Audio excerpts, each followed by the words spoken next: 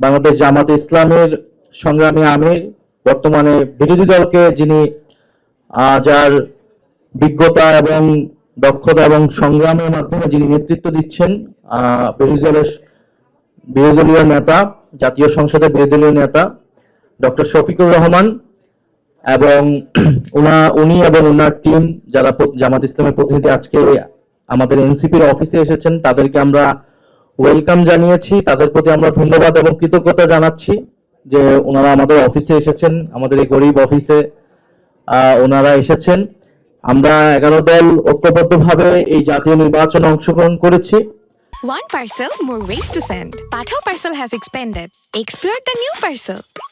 এবং অনেকেই জোটের কথা বলেছেন। আমরা কিন্তু দুইটি নির্বাচনে অংশগ্রহণ করেছিলাম। আমরা যেটা বলি যে একটা জাতীয় নির্বাচন আর একটা গণভোট। আমরা একত্রে সবাইকে বলেছিলাম যে আপনারা যার যার মার্কায় 11 দলের মার্কায় ভোট দিন এবং হা ভোটে ভোট দিন। তো আমরা একটা অর্জিত হয়েছে, সেটা নিয়েও আমাদের প্রশ্ন আছে, কিন্তু সেটা আমরা মেনে নিয়েছি।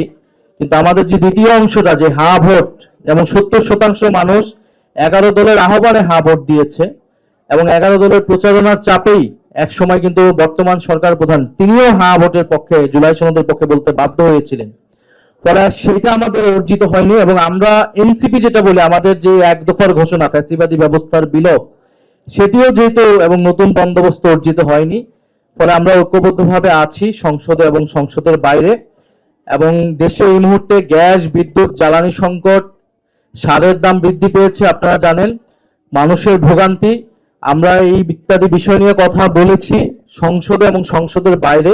আমরা জনগণের অধিকারের পক্ষে আমরা কথা বলে যাব। 11 দল না, আমরা আমাদের এই আন্দোলন জনগণের পক্ষের আন্দোলন, এটা নতুন বাংলাদেশ গড়ার আন্দোলন। আরো যারা শক্তি, যারা নির্বাচনে হয়তো আমাদের সাথে আসতে পারেনি নানা কারণে, সেই সকল রাজনৈতিক সামাজিক শক্তিকে আমরা আহ্বান জানাচ্ছি যে একত্রে জোটগতভাবে হোক, যুগপথভাবে হোক, এই সরকারকে অবশ্যই আমাদেরকে জনগণের পক্ষে, তারা যে গণবিরোধী নীতিগুলো নিচ্ছে, আপনারা জানেন যে এই যে গুমের আইন তারা করছে, মানবাধিকার কমিশনের আইন তারা আগের আইনের থেকে দুর্বল আইন করছে, অর্থাৎ ফ্যাসিবাদী ব্যবস্থাকে তারা টিকিয়ে রাখার চেষ্টা করছে সরকার। ফলে আমাদেরকে গণতান্ত্রিক শক্তিগুলোকে, বাংলাদেশের পক্ষের শক্তি, ইসলামের পক্ষের শক্তিগুলোকে আমাদেরকে ঐক্যবদ্ধ হতে হবে আগ্রাসনের বিরুদ্ধে, আধিপত্যবাদের বিরুদ্ধে এবং স্বৈরাচারের বিরুদ্ধে।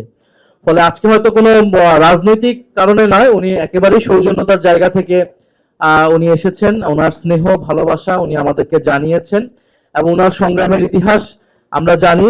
বাংলাদেশে একটা অনেক সংকটকালীন ক্রুশিয়াল মোমেন্টে উনি নেতৃত্ব দিয়েছেন একটা দলকে, যেই দলের উচ্চ পর্যায়ের নেতাকর্মীদেরকে বিচারিক হত্যাকাণ্ডের মাধ্যমে ফাঁসি দেওয়া হয়েছিল, রাজনৈতিক অধিকার, নাগরিক অধিকার কেড়ে নেওয়া হয়েছিল। সেই সংকটকালীন সময় ডক্টর শফিকুর রহমান জামাত ইসলামকে নেতৃত্ব দিয়েছেন, ফ্যাসিবাদ বিরোধী আন্দোলনকে পরিচালনা করেছেন ওনার জায়গা থেকে। এবং আমরা মনে করি যে আমাদের এখনো যে গণতন্ত্র প্রতিষ্ঠার যে লড়াইটা আমরা চালিয়ে যাচ্ছি, সেই জায়গায় ওনার নেতৃত্ব, ওনার বলিষ্ঠ নেতৃত্ব বাংলাদেশে অতি প্রয়োজন। এনসিপি ও এনসিপির জায়গা থেকে এই গণতান্ত্রিক আন্দোলনে সামিল থাকবে। তো ইনশাআল্লাহ আমরা ঐক্যবদ্ধভাবে, আমাদের সামনে অধিবেশনও শুরু হচ্ছে, সংসদে আমাদের যেমন কণ্ঠ দেখতে পারবেন, সংসদের বাইরেও রাজপথেও আমরা ঐক্যবদ্ধভাবে জনগণের পক্ষের আন্দোলন গড়ে তুলব। এবং যেটা বিরোধী নেতা বললেন যে আমরা নতুন কোন ফ্যাসিবাদ এই বাংলাদেশে প্রতিষ্ঠা হতে দেব না, এটা জুলাই যে শহীদ আমাদের ভাই ওসমান হাদি, তাদের প্রতি আমাদের কিন্তু ওয়াদা, সে ওয়াদা ইনশাআল্লাহ আমরা রক্ষা করব।